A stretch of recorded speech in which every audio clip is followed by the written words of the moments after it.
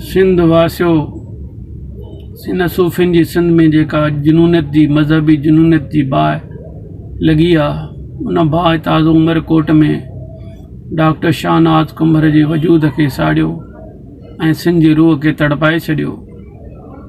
हूअं तारीख़ी तौरु ॾिठो वञे त अल्लाह पाक जॾहिं हज़रत आदम अलैहिस्सलाम खे ख़लक़ियो हो, तमामु फ़रिश्तनि खे गॾु करे ऐलान कयो त अचो हिन आदम खे सलाम कयो। उन वक़्तु फ़रिश्तनि जे अॻुवाण इब्लीस इनकार कयो ऐं इब्लीस थी वियो। अहिड़े तरीक़े सां नबी करीम सल्लल्लाहु अलैहि वसल्लम जन पंहिंजे मदीने जे घटियुनि मां गुज़रंदा हुआ त हिकु औरत खेनि कचिरो उछलाईंदी हुई। जॾहिं उहा औरत बीमार थी पई त पाण नबी करीम सल्लल्लाहु अलैहि वसल्लम उन्हनि खां यादि करणु विया।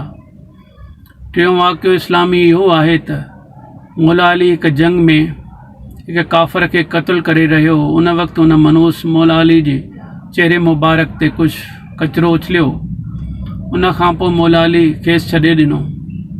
पोइ उन काफ़िर मौला अली खां सवाल कयो त मौला तव्हां त मूंखे क़त्लु करे रहिया हुयो, पर तव्हां मूंखे छो छॾे ॾिनो? जॾहिं मूं गुस्ताखी कई त बि तव्हां मूंखे छॾे ॾिनो।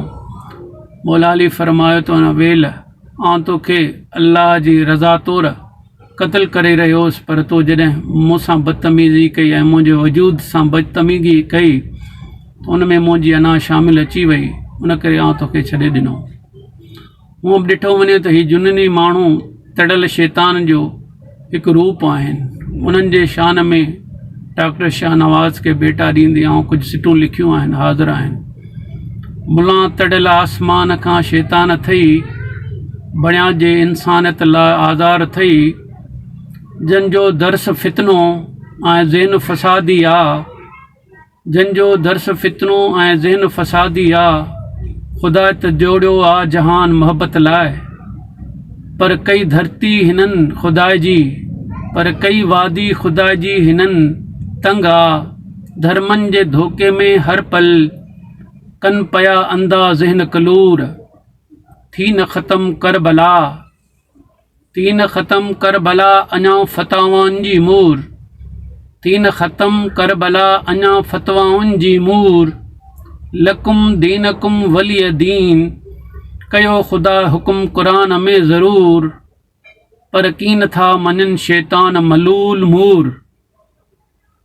लकुम दीनकुम वलिय दीन, कयो ख़ुदा हुकुम क़ुरान में ज़रूर, पर की नथा मञनि शैतान मलूल मूर। ही ठोगा ठग अल्लाह जे हुक्म जा वेरी, भिटाई सचल अवन सीना अवन रुशद, बुल्ले शाह जे निसाबनि जा वेरी।